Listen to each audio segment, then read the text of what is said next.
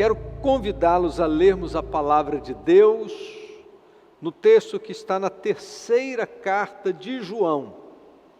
Terceira carta de João, no verso de número 2. A carta de João, a terceira carta, é apenas um capítulo, né? Apenas 15 versículos da palavra de Deus. E no verso de número 2, a palavra de Deus diz assim: Amado, desejo que te vá bem em todas as coisas e que tenhas saúde, assim como vai bem a tua alma. Amado, desejo que te vá bem em todas as coisas e que tenhas saúde, assim como vai bem a tua alma. Certamente nesse momento eu estou falando para muitos amados, amadas, irmãos queridos, que acompanham conosco a cada culto, a cada celebração, a transmissão do nosso culto pelo YouTube. Toda quarta-feira nós temos sido privilégio poder dividir com você da palavra de Deus.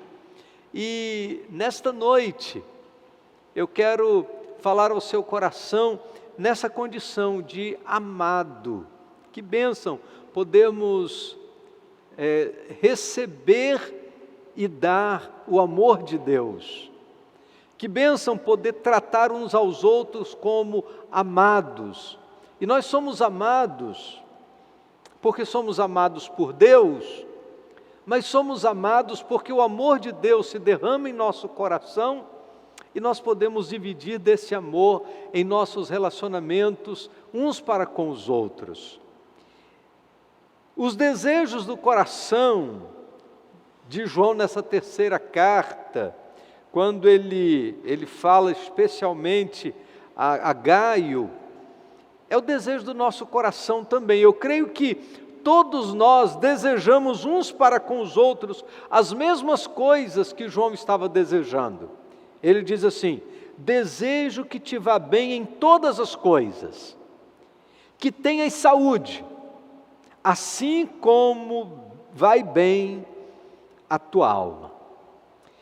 Quando eu leio esse texto, eu fico pensando, que diagnóstico fantástico que João fez a respeito de seu amigo Gaio. E aí eu fico imaginando o seguinte: se todas as áreas da nossa vida estiverem como está a nossa alma, como está a nossa vida? Falando diretamente ao seu coração nesse momento, e esse é o tipo de avaliação que ninguém pode fazer pelo outro, né? Se todas as áreas da sua vida estiverem do mesmo jeito que está a sua alma, como está a sua vida nesta noite? Esse não era um desejo apenas de João, é um desejo similar exposto pelo apóstolo Paulo na sua carta aos Tessalonicenses, quando ele diz assim: o mesmo Deus de paz vos santifique em tudo, e o vosso espírito, alma e corpo sejam conservados íntegros e irrepreensíveis na vida de nosso Senhor Jesus Cristo. O apóstolo Paulo sugere que haja saúde em todas as áreas da nossa vida, que haja saúde física, que haja saúde mental, emocional, espiritual. O bem-estar da alma ajuda para que todas as coisas possam ir bem. E quando a nossa alma não está bem, isso reflete em todas as áreas da nossa vida. Quando quando a nossa alma não está bem, então isso vai refletir na nossa vida espiritual, isso vai refletir no nosso corpo físico. Todas as áreas da nossa vida são afetadas de alguma maneira.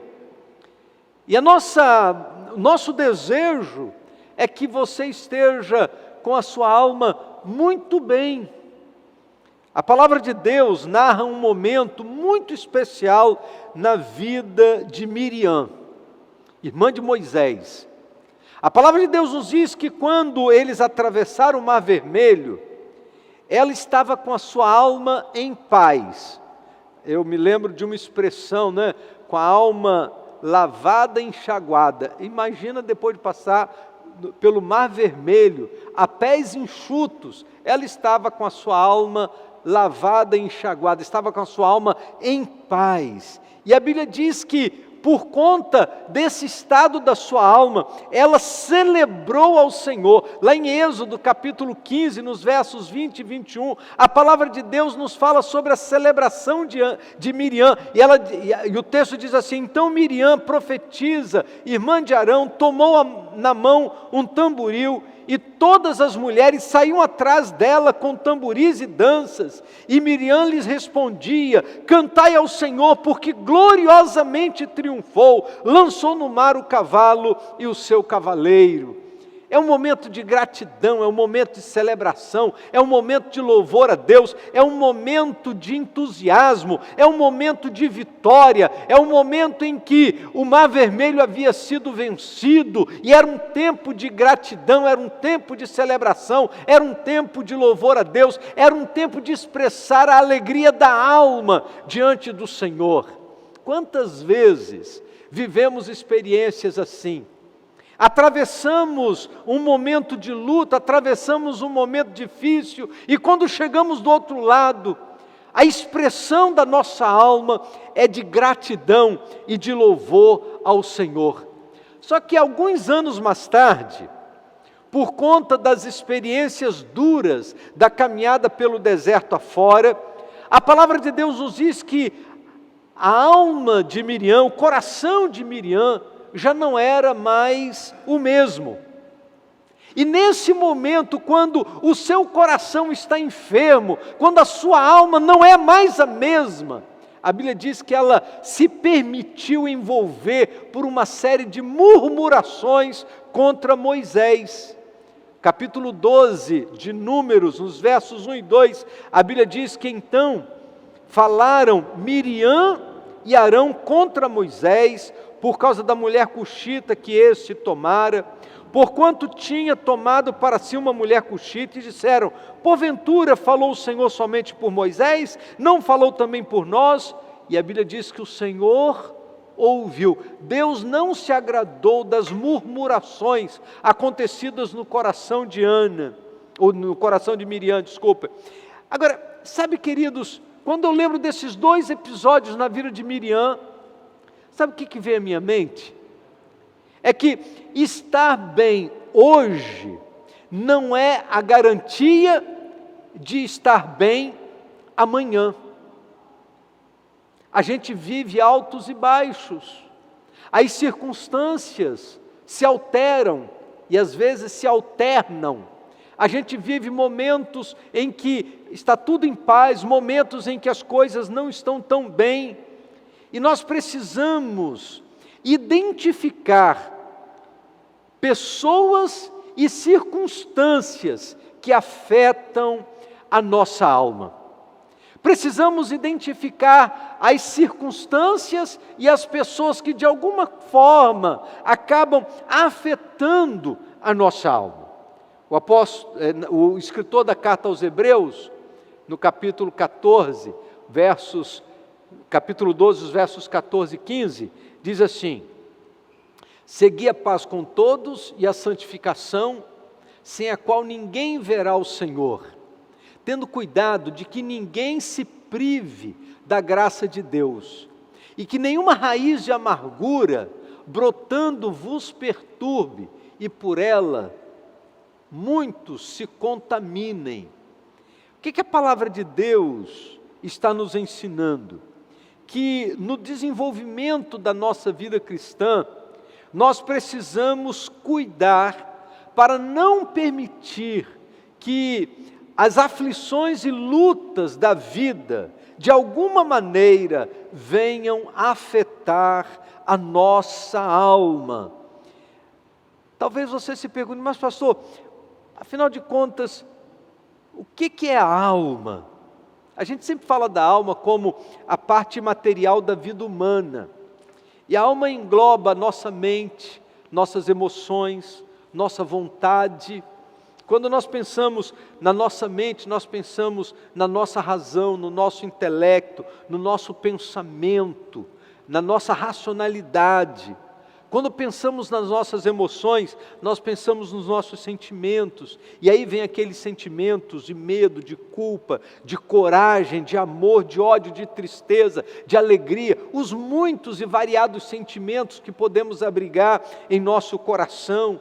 Quando pensamos na nossa vontade, nós pensamos nos nossos desejos, nas nossas escolhas, nas nossas preferências, nas nossas determinações. Todas estas coisas estão envolvidas, não é, naquilo que nós chamamos de nossa alma. Nós não conseguimos muito identificar a alma de uma outra pessoa. Por exemplo, se eu pergunto para você assim, quem foi Ayrton Senna? E você me responde, um dos melhores pilotos de Fórmula 1 de toda a história. Na verdade, eu perguntei quem foi e você me respondeu o que ele fez. Ter sido um dos melhores pilotos de Fórmula 1 de toda a história é o que Ayrton Senna fez, é aquilo pelo qual ele é reconhecido. Mas não é necessariamente o que ele foi. O verdadeiro Ayrton Senna é o homem que morava dentro dele. E aí nós não temos muito como definir a alma do outro, a alma de alguém que a gente conhece à distância. Quando a palavra de Deus nos diz que Deus escolheu a Davi, a Bíblia diz que Deus não o escolheu para ser o rei de Israel por aquilo que ele aparentava ser, por aquilo que ele fazia como ofício, por aquilo que estava no exterior da sua vida, e sim por aquilo que ele era. E a palavra de Deus justifica a escolha de Davi dizendo, porque eu não vejo como vê o homem, porque o homem vê para aquilo que está diante dos olhos, mas o Senhor vê o coração, Deus vê a alma de Davi agradava a Deus, por isso Deus o escolheu para aquela função. E aí, voltamos-nos para esse texto da palavra de Deus, que está na terceira carta de João, e agora eu gostaria de ler não apenas o verso de número 2, mas eu gostaria de ler os versos de 1 a 8, para que a gente possa entender que João estava tratando na sua relação com Gaio e por que ele disse essas palavras. O texto diz assim, o ancião ao amado Gaio, a quem eu amo em verdade. Amado, desejo que te vá bem em todas as coisas e que tenha saúde, assim como vai bem a tua alma. Porque muito me alegrei quando os irmãos vieram e testificaram da tua verdade, como tu andas na verdade. Não tenho maior gozo do que este, de ouvir que os meus filhos andam na verdade. Amado, procedes fielmente em tudo que fazes com os irmãos, especialmente para com os estranhos, os quais diante da igreja testificaram o teu amor, aos quais, se os encaminhares na sua viagem de um modo digno de Deus, bem farás, porque por amor do nome, e aí o nome está em maiúsculo porque é uma referência à pessoa de Jesus, por amor a Jesus, saíram sem nada aceitarem dos gentios, portanto, aos tais devemos acolher para que sejamos cooperadores da verdade. Nessa carta, a palavra de Deus fala de um crente chamado Gaio. E Gaio é uma referência. Ele é descrito nesse texto como alguém que era amado. E o texto diz assim, a quem eu amo de verdade, diz o verso 1. Amado é uma expressão do verso 2, mas antes de chamar amado Gaio, ele diz assim: eu o amo de verdade. A graça de Deus que se manifesta na vida de João, a graça de Deus que se manifesta na vida de Gaio, a graça de Deus que se manifesta na minha vida, a graça de Deus que se manifesta na sua vida, faz com que nós possamos ser partícipes deste amor em verdade, conforme nos diz a palavra de Deus. Podemos amar-nos uns aos outros e podemos apresentar a nossa vida inteira diante do Senhor. Eles tinham algumas coisas em comum, caminhavam seguindo a Jesus, estavam vivendo circunstâncias muito parecidas naquele momento da história.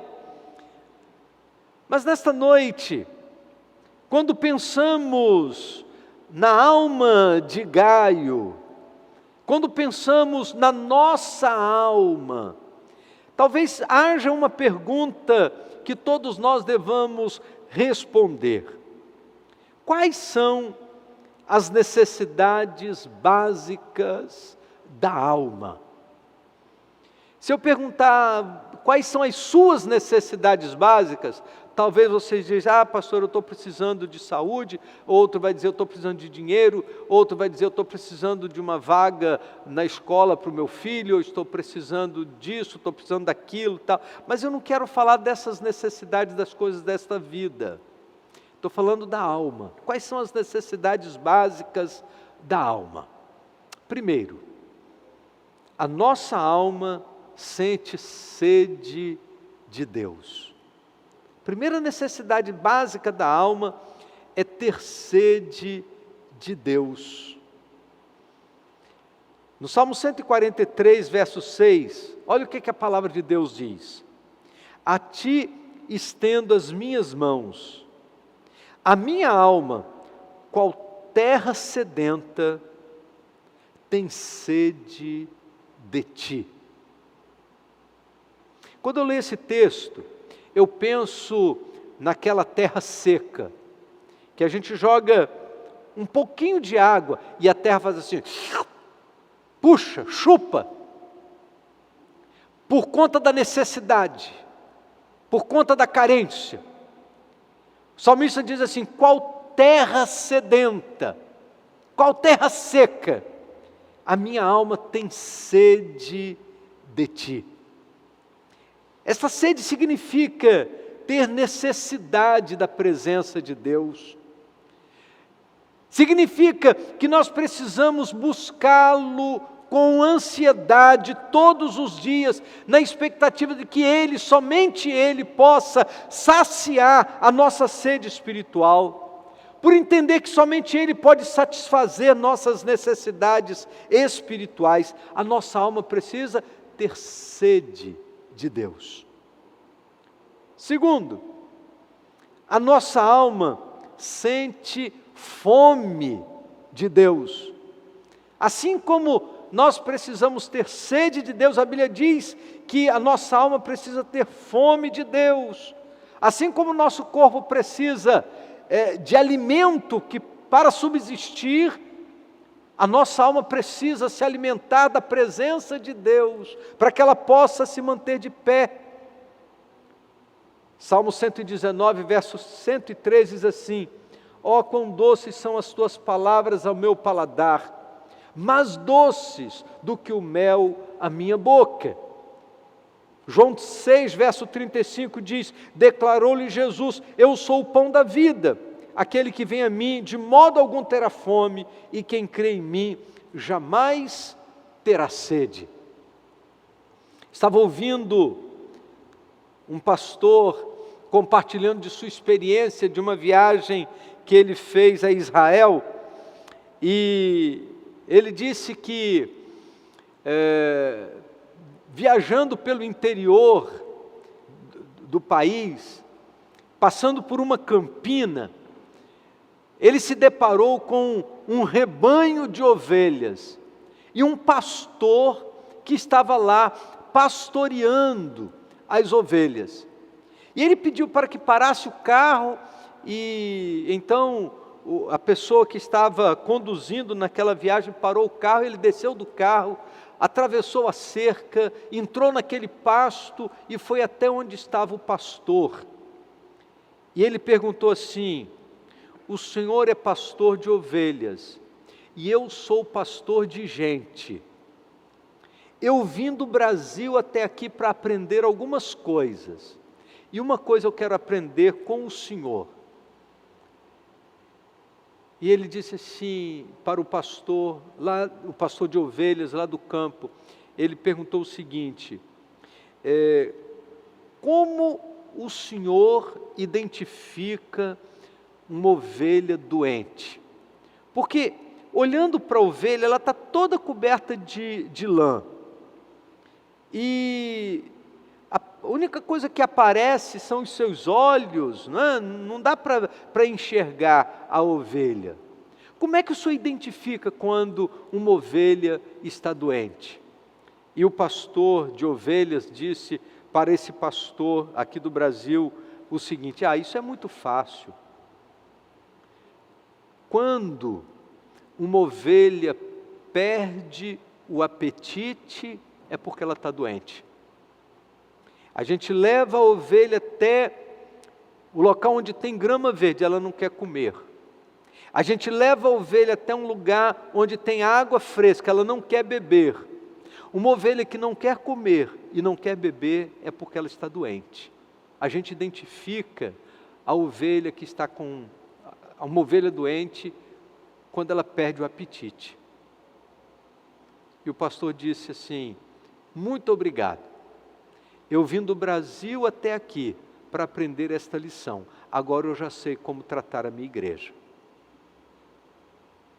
Quando um crente perde o apetite pela palavra de Deus, quando um crente perde o desejo da oração, quando um crente perde o prazer da comunhão da igreja, quando um crente pensa na mensagem do Evangelho como alguma coisa enfadonha, certamente existe alguma enfermidade espiritual rondando a sua vida.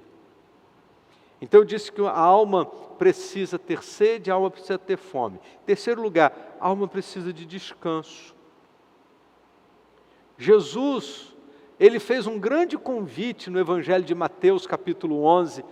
Jesus, no verso 29, diz assim: tomai sobre vós o meu jugo e aprendei de mim, que sou manso e humilde de coração, e achareis descanso para as vossas almas.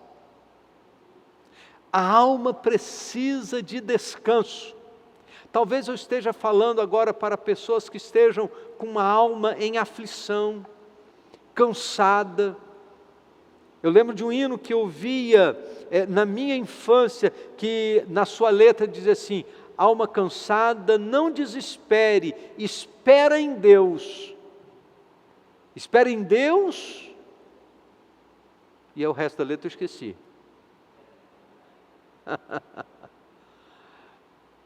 Alma cansada, espera em Deus e no seu amor. Isso. Achareis descanso para as vossas almas. Sua alma está cansada? Jesus diz: vinde a mim, aprendei de mim, tomai sobre vós o meu jugo, sou manso e humilde de coração, e encontrareis descanso para as vossas almas. Descansar significa entregar os nossos fardos nas mãos daquele que pode carregá-los em nosso lugar. Descansar significa entregar nas mãos do Senhor Jesus as nossas preocupações.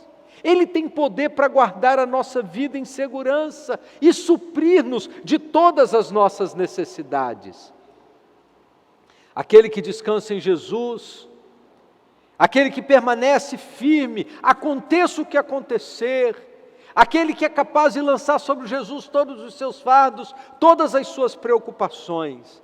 Gaio é descrito como um homem que cuidava da sua alma. Eu não consigo enxergar Gaio como uma pessoa estressada, eu não consigo enxergar Gaio como uma pessoa inquieta.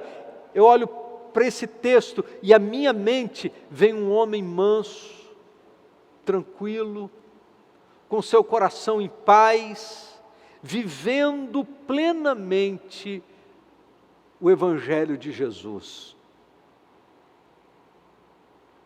Então vamos aprender com Gaio? Vamos aprender algumas lições a respeito de Gaio. Para a alma estar bem, para a minha e a sua alma estar bem, você, primeiro, deve possuir a verdade. Verso de número 3, a palavra de Deus diz assim: porque muito me alegrei quando os irmãos vieram e testificaram da tua verdade, como tu andas na verdade. Cada um de nós precisamos, primeiro, ser possuídos pela verdade, para que possamos andar na verdade. A alma só encontra descanso quando não está sujeita às afetações desta vida, ao engano deste mundo, às mentiras de Satanás.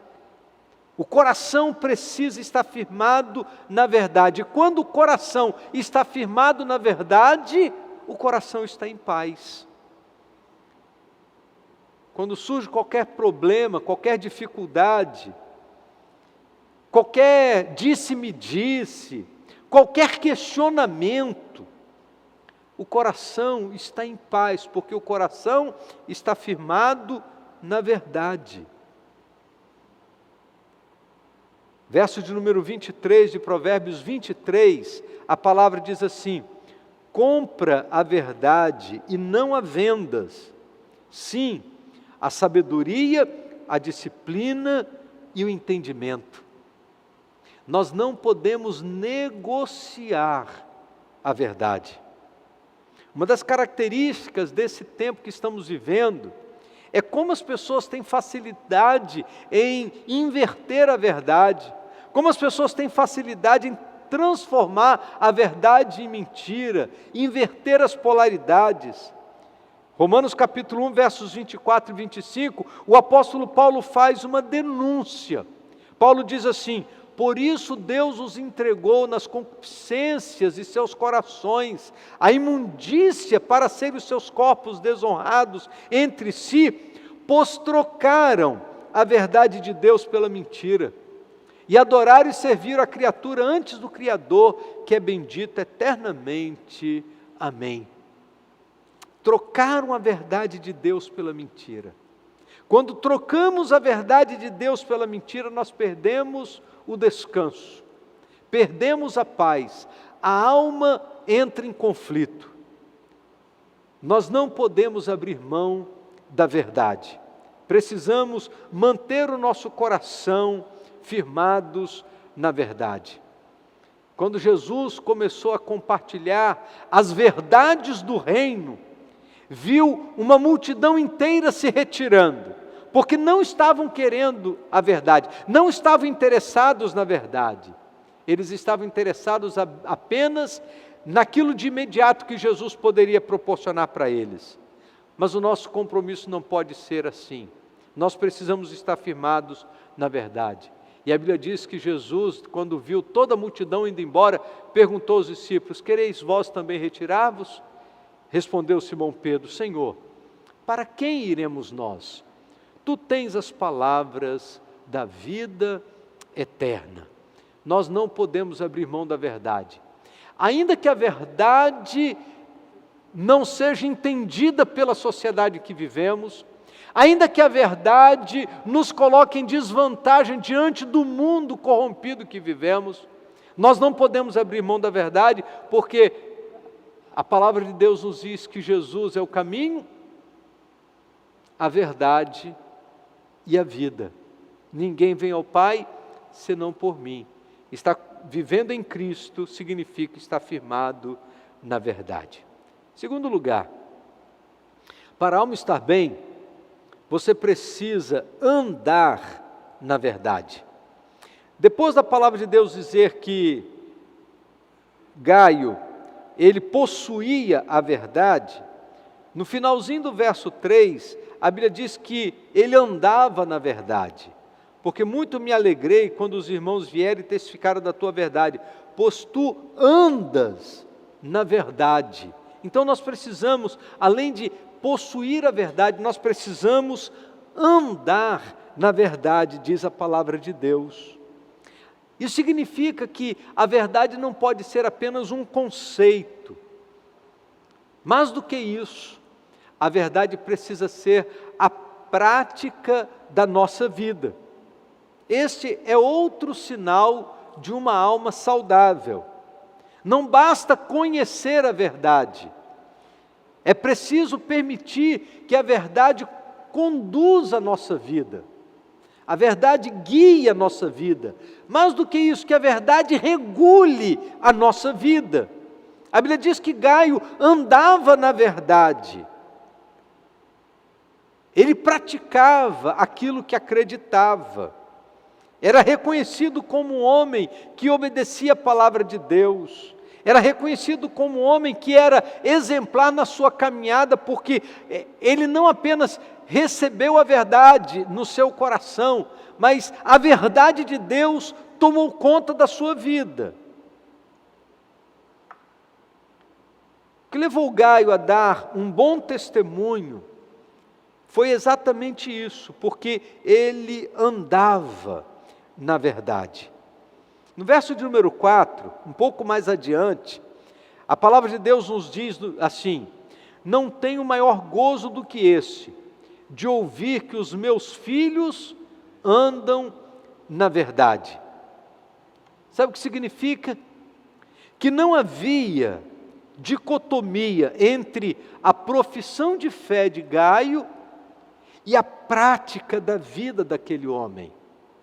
Havia, na verdade, uma correspondência entre o credo e a conduta, entre a verdade e a vida. A alma permanece saudável quando a nossa conduta é coerente com aquilo que professamos, com aquilo que falamos. Por isso é necessário andar na verdade. Em terceiro e em último lugar, para a alma estar bem, você precisa apoiar a verdade, cooperar com a verdade. E eu quero pular lá para os versos 5, 6, 7 e 8. Diz assim: amado, procedes fielmente em tudo que fazes para com os irmãos, especialmente para com os estranhos, os quais diante da igreja testificaram do teu amor, aos quais, se os encaminhares na tua viagem de um modo digno de Deus, bem farás, porque por amor do nome saíram, sem nada aceitar dos gentios. Portanto, aos tais devemos acolher, para que sejamos cooperadores da verdade.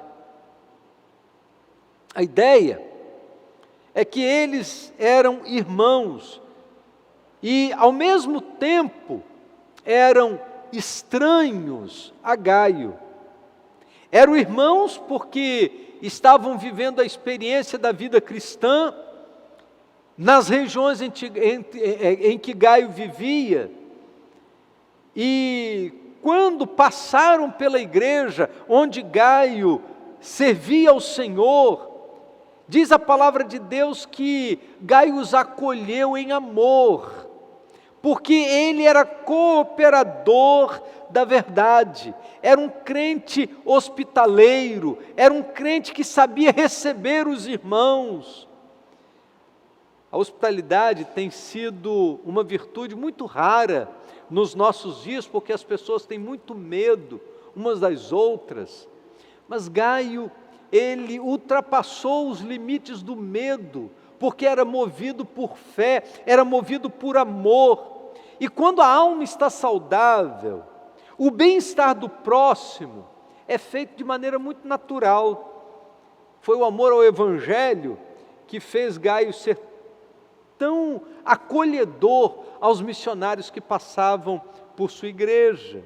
E ele fez como se fosse Cristo, diz a palavra de Deus.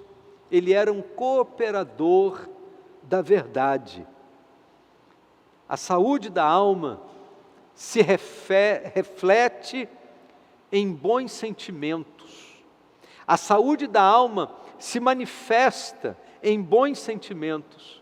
Então nós precisamos ter a verdade, andar na verdade e sermos cooperadores da verdade. E o resultado disso é o testemunho maravilhoso que João dá a respeito desse crente no verso de número 2.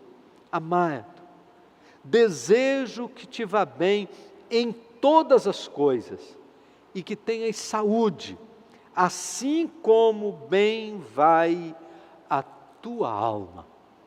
Meu irmão, minha irmã, nesta noite, o desejo do nosso coração é o mesmo desejo do coração de João. Amado, amada, desejo que te vá bem em todas as coisas. Que Deus te dê todas as coisas que você precisa, que você vá bem em todas as áreas da sua vida.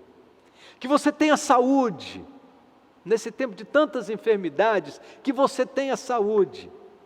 Assim, na mesma dimensão em que vai bem a tua alma. Talvez você não possa cuidar de algumas coisas, mas você pode cuidar da sua alma. E se você cuidar da sua alma, para que vá bem a sua alma, certamente isso vai ajudar para que você tenha saúde em muitas outras áreas da sua vida. Porque quando a gente está com a alma em paz, quando a gente vai bem em nossa alma, isso significa que a gente vai ter serenidade para resolver as questões da vida, que a gente vai saber como administrar os nossos bens, como cuidar da nossa família, como se relacionar com a esposa, com os filhos. Se a alma está em paz, a gente consegue ter saúde em muitas outras áreas da nossa vida. Que você cuide da sua alma. Esse é o desejo do nosso coração. Que a sua alma tenha sede de Deus, que a sua alma tenha fome de Deus, que a sua alma descanse em Jesus, para que você possa ir bem em todas as coisas, conforme nos ensina a palavra do Senhor. Vamos orar? Feche os seus olhos na sua casa. E se você está com a sua alma em conflito, por qualquer motivo, descanse no Senhor. Busque a Jesus nesta noite, e a palavra de Deus diz: e encontrareis descanso para a vossa alma. Vamos falar com Deus? Ó Deus bendito, nosso Pai, em nome de Jesus, nós queremos te agradecer pela tua palavra. Queremos te louvar, ó Deus, pelo exemplo que recebemos nesta noite de Gaio, um crente que tinha uma alma saudável, hospitaleiro, acolhedor, fiel ao Senhor, um homem comprometido com a verdade, que andava na verdade e era cooperador da verdade. E por conta, ó Deus, de todas estas características, todas essas virtudes que a tua palavra expõe, nós recebemos esse testemunho tão significativo que João dá a respeito de Gaio. E nós queremos te pedir, ó Deus, que o Senhor nos ajude em nossa caminhada, para que a nossa alma tenha fome e sede do Senhor, e encontremos descanso para nossa alma, na pessoa de Jesus, nosso amado Salvador. Senhor, nós queremos pedir que, se porventura a mensagem desta noite encontrou uma alma cansada, que, ó Deus, esse seja o momento de uma entrega, de lançar os fardos em Cristo, a fim, ó Deus, que possam também encontrar descanso para o coração. Senhor, muito obrigado pelo privilégio de sermos alcançados e tratados pela Tua palavra bendita nesta noite, em nome do Senhor Jesus. Amém, Senhor. Amém. Deus abençoe sua vida, meu irmão. Deus abençoe sua vida, minha irmã. Descanse o seu coração no Senhor. Que te vá bem em todas as coisas, amado.